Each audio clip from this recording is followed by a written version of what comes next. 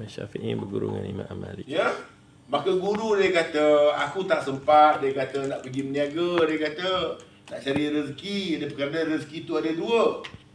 Rezeki tu ada dua. Pertama dia panggil iktisabi. Satu lagi dia panggil qarni. Jadi ada yang kena berusaha, ada yang rezeki datang kepada dia kurnia daripada Allah. Jadi Akid kita dah bagi nama baru, Akid Al-Qarni. Oh, Ya. tidur pun boleh closing. Maka guru dia yang ni Imam Malik. Imam Malik bin Anas rahimahullahu taala. Yang ini Imam Syafi'i. Siapa nama Imam Syafi'i?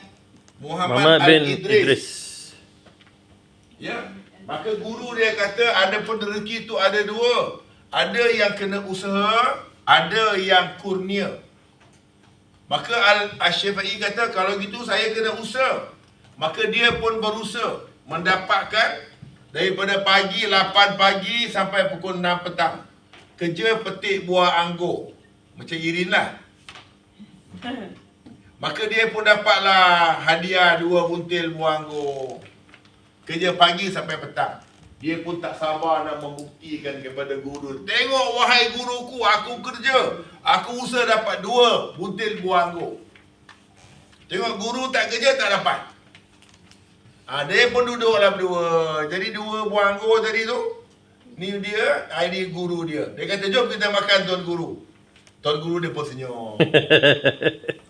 Kenapa tuan guru dia senyum? Kan aku dah kata, engkau makan kena usaha. Aku Tuhan bagi makan Al-Qarni macam Akid Al-Qarni.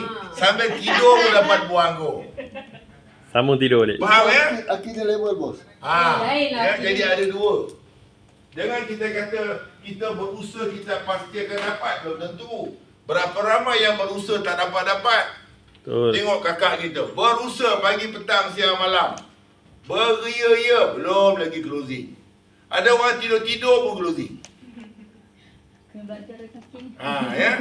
Kalau kau usaha pun tak dapat, tidur lagi tak dapat apa. Baik tidur. Tak boleh karni. Okey, kata guru saya, kita kena tengok level kita. Ya. Kebanyakan orang makam dia adalah makam usaha. Sampai nanti dia tidak bergantung kepada usaha dia, dia akan duduk makam kurnia.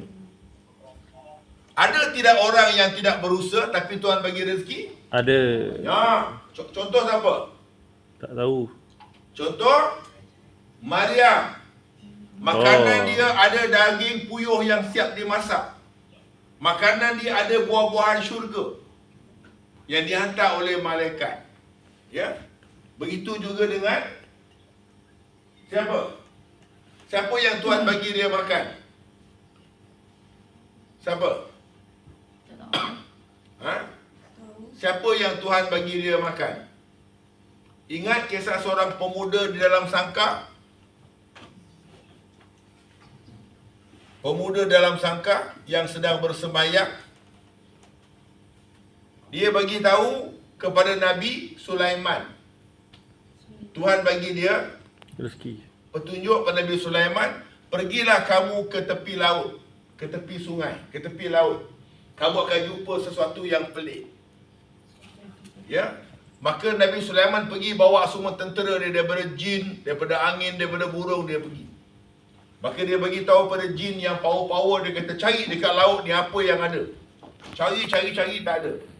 Pergi lagi jin yang paling kuat, Ifrit. Jauh lagi ke dalam lagi, dia tengok tak ada apa-apa yang istimewa. Why tuanku? Why Nabi Sulaiman? Maka dia pun hantar, ya. Siapa nama Perdana Menteri dia? Siapa nama Perdana Menteri dia? Yang mengangkat istana Puteri Balqis. Siapa? Aisyah. Tak ingat bos. Asif bin Barkiyah nama dia. Dia apa PM bos? Dia adalah Perdana Menteri, ada kata dia adalah ya, guru rohani dia. Asif bin Barkiyah. Maka dia tiap kali nak buat sesuatu cuma berdoa. Sebab tu dia punya Kekuatan dia adalah doa. Ad-doa silahul mukmin. Doanya senjata mukmin paling kuat. Besok nak lawan dengan yang ramai-ramai ni 313 besok banyak berdoa saja. Dia doa saja dia akan gunung bangun terbang. Gunung akan terbang. Masa tu. Ya. Masa tu. Ya, masa tu. Ya. Pokok-pokok dia boleh terbang semua. Mengikut cakap dia. Wa may yuti'illaha wa rasulahu faqad faza fawzan azima. Barang siapa yang penuh taatnya kepada Allah dan Rasul, maka seluruh isi alam dia akan taat kepada dia. Apa dia kata, dia akan ikut. Sebab dia ikut perintah Allah. Okey, balik pada tadi. Maka Ashib bin Barqiyah pun berdoa. Maka bila dia berdoa, daripada laut tadi timbul. Ada seorang pemuda, dalam dia tak ada basah, air tak ada air, dia sedang bersembahyang. Maka Sulaiman pun bertanya, siapakah kamu? Kamu daripada zaman mana? Saya datang daripada zaman Nabi Ibrahim. Punya lama, beribu-ribu tahun sebelum Nabi Sulaiman. Nabi Sulaiman. Macam mana kamu boleh berada dalam kerangkeng ini, dalam sangka ni, yang tak basah ni? Dia bagi tahu, dulu aku ada seorang ibu. Ya, aku ada seorang ibu yang buta dan seorang ayah yang lumpuh. Aku menjaga kedua-duanya dan ayahku meninggal. Lalu ibu aku tua yang buta, aku menjaganya. Dan ketika ibuku hampir meninggal, dia berdoa. Ya, ibunya berdoa, wahai Allah, aku ada seorang anak yang begitu baik kepada aku. Maka aku nak dia ni panjang umur. Mintalah supaya dipanjangkan umurnya, supaya dia boleh beribadah beribu-ribu tahun. Ya, beribu-ribu tahun, dan kau muliakanlah dia kerana dia memuliakan aku. Maka Tuhan Allah bagi dia makbul. Maka dia pun pergi ke tepi sungai. Dan ketika dia pergi ke tepi laut itu, dia jumpa satu kerangkeng. Ini satu sangka ni.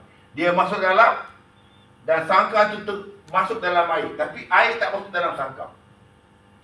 Jadi dia kering, dia boleh semayang. Maka dia berteruslah semayang selepas mak dia meninggal. Dan dia dijumpai oleh Nabi Sulaiman. Maka Sulaiman tanya, Sulaiman dia kat orang Terengganu. Sulaiman. Ya? Dia pun tanya. Dia kata, adakah engkau mahu bersama dengan aku? Duduk di istanaku, beribadah di istanaku, atau kamu nak kekal dalam sangka ini? Maka dia kata, biarlah aku dalam sangka ini sehingga tetap, dan sampai masaku, ajalku, aku akan terus beribadah sebagaimana doa oleh ibu. Jadi siapa orang tu? Ashib bin Barqiyah. Maka Nabi Sulaiman tanya, macam mana kau dapat makanan? Dia kata, setiap hari akan ada seekor burung yang datang memberi makanan sebesar kepala orang. Sebesar kepala. Dan bila aku makan makanan itu, aku tidak lapar, aku tidak haus, aku tidak dahaga, aku tidak mengantuk. Aku boleh beramal ibadat seperti biasa. Bagus. Keistimewaan jaga mak dan bapa. Macam-macam Tuhan boleh tolong kita. Ya. Mungkin 4 orang ni tadi baik rezekinya kerana baik dengan mak dan bapa. Boleh ya? Boleh. Boleh Daya? Boleh? Boleh Sarah?